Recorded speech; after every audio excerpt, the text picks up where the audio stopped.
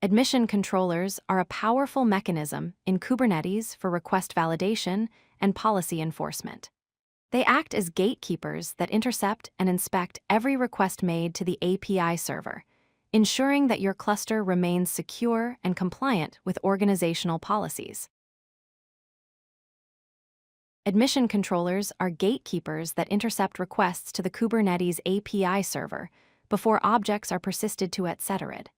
They run after authentication and authorization phases have completed. Admission controllers can either validate incoming requests or mutate them, allowing you to enforce policies and best practices across your entire cluster. Understanding the request flow is crucial.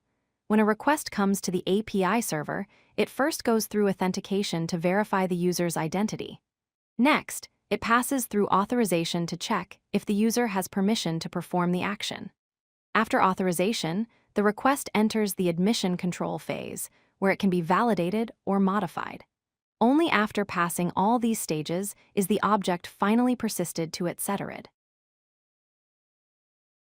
There are two types of admission webhooks. Validating webhooks accept or reject requests based on policy rules and are used to enforce compliance.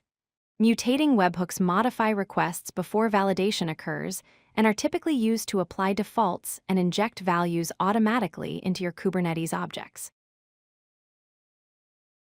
Validating admission webhooks are configured using the ValidatingWebhookConfiguration resource with API version admission registration .k8s.io/v1.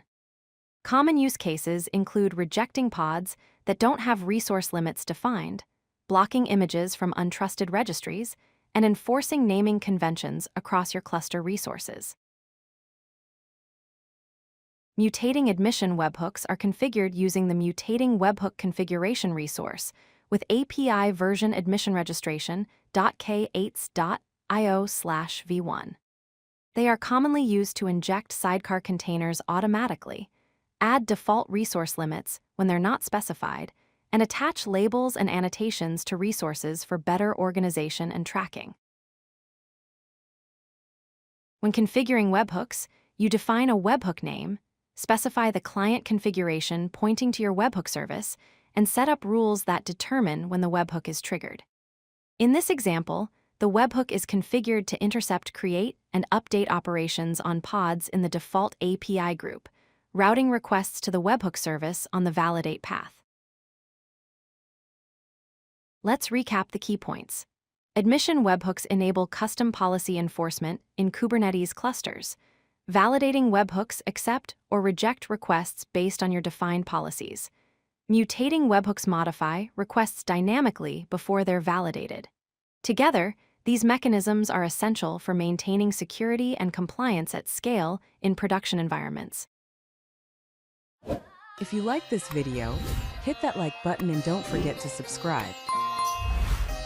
Visit codelucky.com for more such useful content.